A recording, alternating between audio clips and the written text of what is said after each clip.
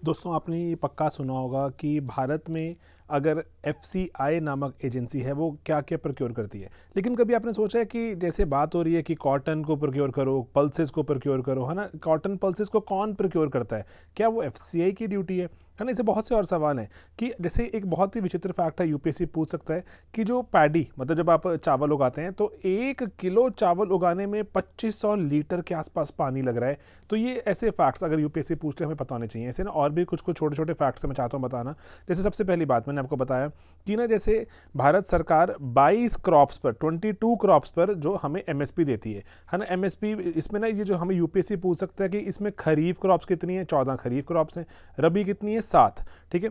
And इसमें जो जो साल भर की क्रॉप्स रहती हैं जैसे शुगर केन ये भी शामिल हो जाती हैं। तो लेकिन इफेक्टिवली अगर आप देखो तो 22 क्रॉप्स पर मिलती हैं। एंड इसमें जो उसके सिवा लेकिन ऐसे ऐसी चीज़ें भी हैं, पर्टिकुलरली अगर आप देखो कि शुगर केन पे एफआरपी कहा जाता है, फेयर एंड रेम्युनेटिव प्राइस, जो कि जिसमें स्टेट भी अपना कंट्रीब्यूशन ऐड कर सकते हैं, ठीक है, जो मिनिमम सपोर्ट प्राइस है उसके बियॉन्ड। ओके, तो 22 पर लेकिन सेंटर अनाउंस करेगा। सेंटर किसके कहने पे अनाउंस करेगा? सेंटर सरकार, सीएसीपी जो है पर्टिकुलरली ये कॉस्ट्स की अकाउंटिंग करता है कि कितना खर्चा करेंगे किसान, उसके हिसाब से जो उस खर्चे के हिसाब से कितना उनको रिटर्न मिलना चाहिए। अब ना यहाँ पे कंट्रोवर्सी है कि इसको एक बार देख लो, स्वामीनाथन कमीशन की जो कंट्रोवर्सी भी इसी से ही जो आगे निकल कर आती है। जैसे ना अब वो कहते थे कि ना देखिए सिंपल सी बात है कि ना जो किसान जो सीड खरीदे, फर्टिलाइजर खरीदे, केमिकल्स, जो उस पर लेबर को हायर करना पड़ता है और उसमें ईंधन लगता है, इरिगेशन करनी पड़ती है, इसके खर्चे तो निकलने ही चाहिए। इसको A2 कहा जाता है। सरकार ये A2 पर आपको पूरा का पूरा रिटर्न देती है। लेकिन उसके बाद एफएल कि वो जो बहुत से ऐसे किसान ये भी कह रहे हैं कि पर्टिकुलरली कि हमारे घर के लोग भी तो काम कर रहे हैं इस पर ना, घर के लोगों की भी तो हमें कुछ ना कुछ जो तनख्वाह वगैरह माननी चाहिए।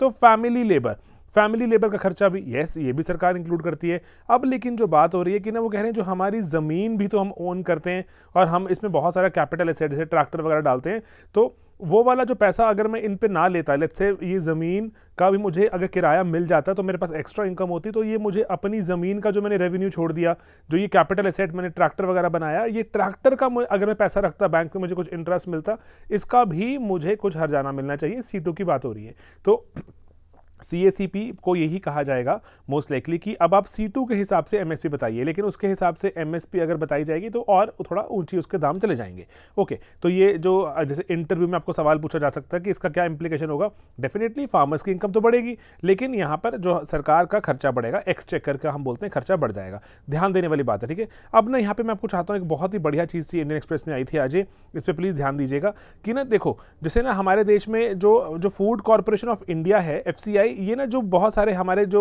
जो सीरियल्स रहते हैं जिसको हम अनाज कहते हैं, अनाज को प्रोक्योर करता है, प्राइमरीली जो वीट को और राइस को, वीट और पैडी को तो ये एफसीआई प्रोक्योर कर लेगा, ठीक है, बढ़िया बात है। कॉटन, अब देखो जो ना ये बात हो रही है किसानों को कहा जा रहा है, पंजाब हरियाणा के किसानों को, आप ना वीट और जो राइस बहुत ज़्यादा उगाते हो, तो अब आप ना जो दालें उगाना शुरू करो, कॉटन उगाना शुरू करो। ऐसा नहीं है कि नहीं उगती, लेकिन मेजॉरिटी जो चीज़ें उगती हैं वो वीट एंड पैडी है। मेजॉरिटी मतलब अगर हमें डेटा देखें, यहाँ पे आपको डेटा दिखेगा, तो ना वो बोल रहे हैं कि 80% जो पंजाब का जो इलाका था, 80% इलाके में खेती बाड़ी होती है पंजाब के, एंड उसमें से जैसे 41 लाख हेक्टेयर में से 35 लाख हेक्टेयर पे वीट उगाई जाती है एक सीजन में, एंड जब सीजन बदल जाता है 31 लाख हेक्टेयर पे उगती है पैडी मतलब राइस। तो इमेजिन 40 में से 35 लाख हेक्टेयर पर अगर जो एक चीज़ फसल उग रही है, बार बार साल दर साल उग रही है, वो ज़मीन के लिए भी अच्छा नहीं है ऑफ कोर्स। लेकिन अब किसान कह रहे हैं कि जब एमएसपी मिलता ही इस पर है तो हम यही उगाएंगे, बाकी चीज़ों पर एमएसपी अच्छा नहीं मिलता या फिर प्रोक्योर नहीं कर पाती, सरकारी एजेंसी नहीं आ पाती, मार्केट में दाम अच्छा नहीं मिलता, तो सरकार अब कह रही है कि हम जो 2 पर्टिकुलर एजेंसीज हैं जो ऑलरेडी काम करती हैं इसके लिए, सरकार कह रही है हम उनको और एक्टिव कर देंगे, हम ऐसे छोटी छोटी और ऑर्गेनाइजेशंस बनाएंगे जो किसानों से कॉटन या दालें जो प्रोक्योर करेगी।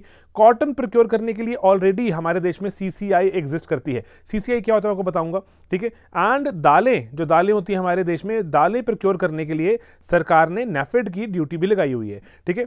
तो नैफेड दालें प्रोक्योर करता है हमारे, जैसे अगर देखिए आंध्र प्रदेश एटसेट्रा में नैफेड बहुत प्रोक्योर करता है दालें, ठीक है। अब यहाँ पर ना एक बात देखना, ठीक है, कि ना आपको पर्टिकुलर सवाल पूछ सकते हैं कुछ, ये ना इस चीज़ को थोड़ा ध्यान देना। ये आर्टिकल बहुत ही बढ़िया आर्टिकल है, यूपीएससी का एक सवाल दिख रहा है मुझे इस आर्टिकल में।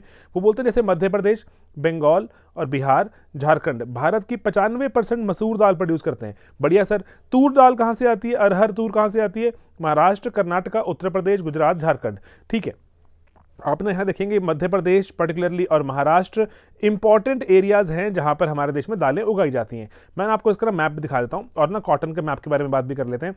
तो क्योंकि अगर आपने A2 समझ लिया, जो बहुत सारी सिंपल हमारी कॉस्ट जाती है किसान के, जो जाएगी जेब से, फैमिली का लेबर भी ऐड कर दें, एंड उसके बाद अगर जो लैंड और जो ट्रैक्टर वगैरह का जो हमने वहाँ पर कैपिटल इन्वेस्टमेंट की है उस पर भी अगर रिटर्न निकाल लें तो A2 प्लस FL के बाद C2 का कॉस्ट आती है, हाईएस्ट कॉस्ट होती है। CACP अगर इसको नजर रखेगा तो MSP बढ़ जाएगी। ओके, अब ना पल्सेस की प्रोडक्शन की बात है। आपको ये मैप दिख रहा है पल्सेस प्रोडक्शन का, जहां पे आप देख रहे हैं कि हमारे सेंट्रल इंडिया में बहुत ज्यादा प्रोडक्शन होती है पल्सेस की। अब ना ये ना दो बहुत ही बढ़िया फैक्ट्स हैं, ध्यान देना, ठीक है इस पर। जो ना भारत दुनिया का सबसे बड़ा प्रोड्यूसर है पल्सेस का, हमसे ज़्यादा पल्सेस या दालें कोई प्रोड्यूस नहीं करता, लेकिन हम सबसे बड़े कंज्यूमर भी हैं, हमसे ज़्यादा दालें कोई खाता भी नहीं है। लेकिन देखो दुनिया की 25% जो प्रोडक्शन हमारे यहाँ होती है, लेकिन 27% खपत होती है।